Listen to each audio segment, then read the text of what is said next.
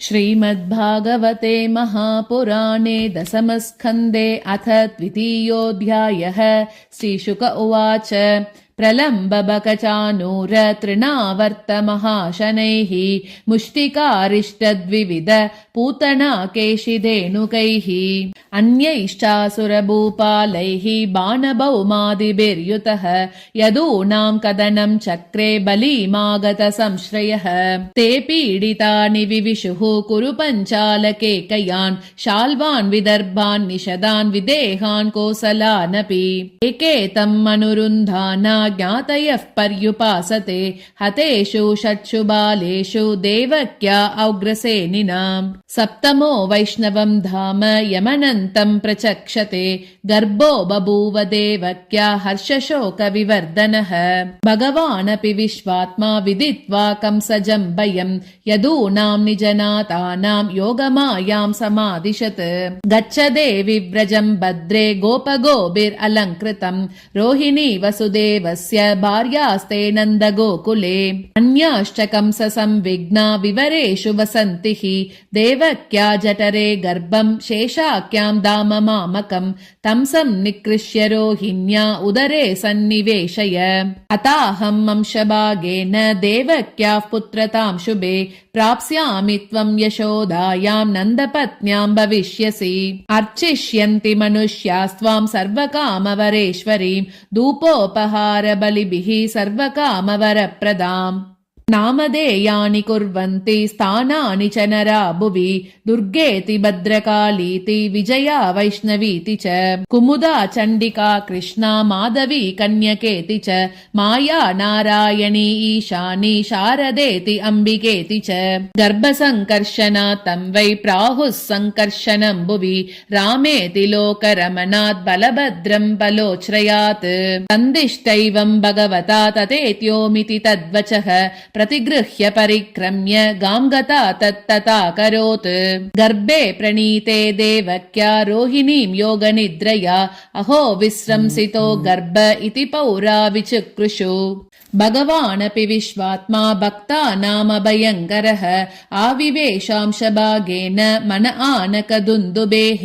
सबिभ्रत् पौरुषं धाम भ्राजमानो यथा रविः दुरासत अतिदुर्दर्शः भूतानां सम्बभूवः ततो जगन्मङ्गलमच्युतांशं समाहितं शूरसुतेन देवी ददार सर्वात्मकमात्मभूतं काष्ठायतानन्दकरं मनस्तः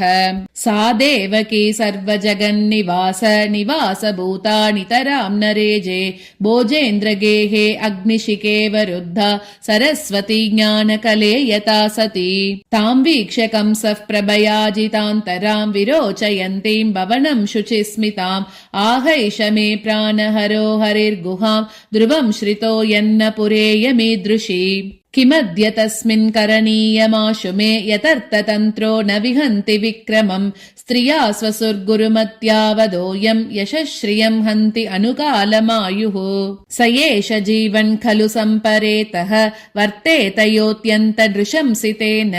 देहे मृते तं मनुजा शपन्ति गन्धातमोन्दं तनुमानिनो ध्रुवम् इति घोरतमाद्भावात् सन्निवृत्तः स्वयं प्रभुः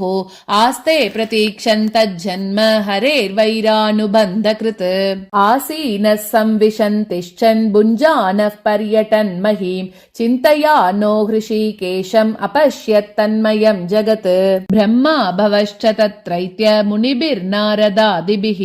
देवैः सानुचरैः साकं गीर्भिर्वृषणमैडयन् सत्यव्रतं सत्यपरं त्रिसत्यं सत्यस्य योनिं निहितं च सत्ये सत्यस्य सत्यं ऋतसत्यनेत्रं सत्यात्मकं त्वां शरणं प्रपन्नाः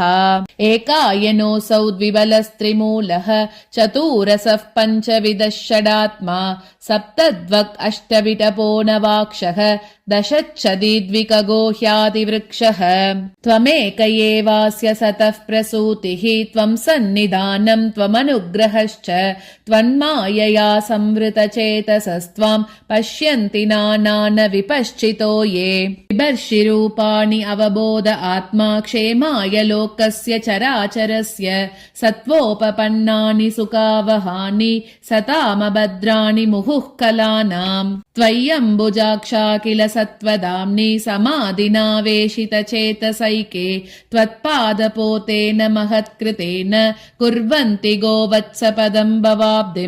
स्वयं समुत्तीर्य सुदुस्तरं द्युमन् भवार्णवं भीममदभ्रसौहृदाः भवत्पदाम्बोरुहनावमत्र ते निदाय याता सदनुग्रहो भवान् येन्येरविन्दाक्ष विमुक्तमानिनः त्वय्यस्तभावात् अविशुद्धबुद्धयः आरुह्य कृच्छ्रेण परं पदं ततः पतन्त्यथा नादृतयुष्मदङ्ग्र्यः तदा न ते माधव तावका क्वचित् पश्यन्ति मार्गात् त्वयि बद्धसौहृदाः त्वयाभिगुप्ता विचरन्ति निर्भया विनायकानीकपमूर्तसुप्रभो सत्वं विशुद्धं श्रयते भवान् स्थितौ शरीरिणां श्रेय उपायनं वपुः वेदक्रियायोगतपः समाधिभिः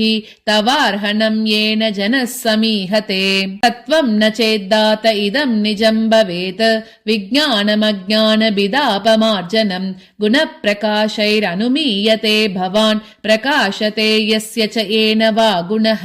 न नामरूपे गुणजन्म कर्मभिः निरूपितव्ये तव तस्य साक्षिणः मनोवचोभ्याम् अनुमेयवर्त्मनः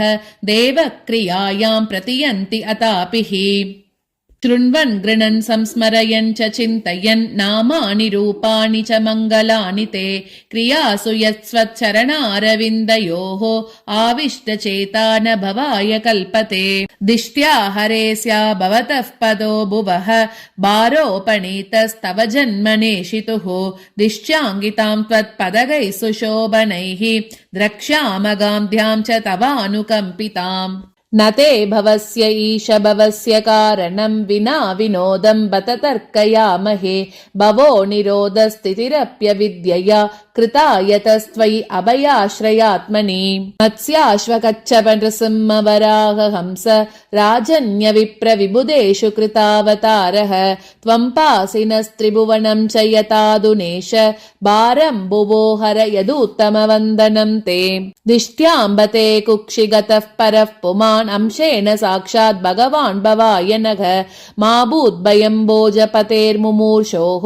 गोप्ता यदूनां भविता तवात्मजः श्रीशुक उवाच